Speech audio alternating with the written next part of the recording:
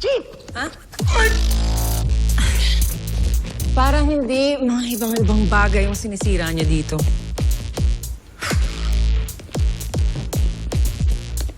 Lang trillion, hindi na malaban. Bakit?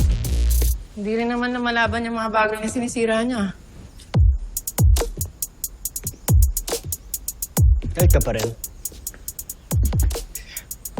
Alam mo, dapat sumama ka kagabi para nakakapag-relax ka, hindi mainit ulo mo ngayon.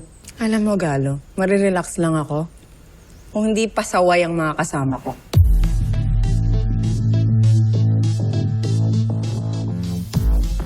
Init! Tara, mag tayo, Jay. Sumama ako. Ha? Libre mo ko. Tara, sumama ka. Pag gusto mo. Emma. Namumukhang tama nga yung major crimes. Parang magtutropa-tropa lang tayo dito. Nakakasaya lang tayo ng oras.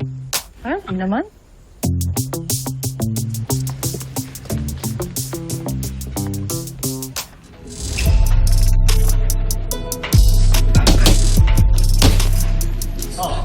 Balita ko, nasa firewall pa rin si Isa. Hindi raw siya alis eh. So, ano gagawin mo?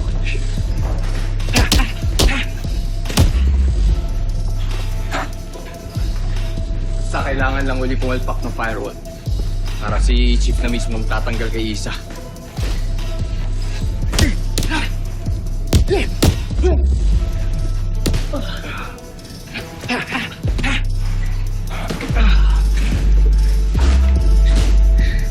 Tsaka, mandali na yun. Wala namang pito yung mga taga-firewall eh. Lalo na yung kamoting sundalo. Wala. Mainit talaga sa ting mag-asawa na to, ano? You know what? You should really wear the lipstick that I gave you. Mas bold yun, mas may character.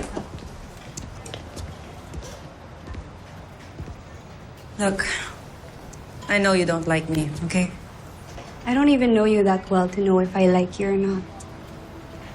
Well, which is why I came to talk to you kasi I think we should get to know each other. Guys, hanapin ko lang si Galo Kasi baka nakalimutan niya na yung cases na inaaral natin. Excuse me. We're gonna be working together every day. Maybe we should at least have mutual respect for one another. You know what, Isa? You should know that respect is earned. But do you want to know my honest opinion? I don't think he belongs to Firewall. Well, at least you're honest. Well, you know what they say. Honesty is the best policy. See ya!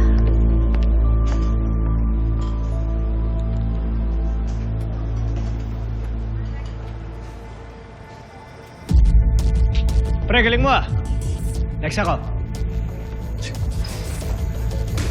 Hindi real. Niligaw ka yata. Hindi, gusto ko lang sana magpapawis kahit light spar lang. Kaso, mapatol ka pa sa walang bitaw. Ha? Sige. Basta walang iyakan. Basta walang sumbungan sa asawa. Puro ka dada.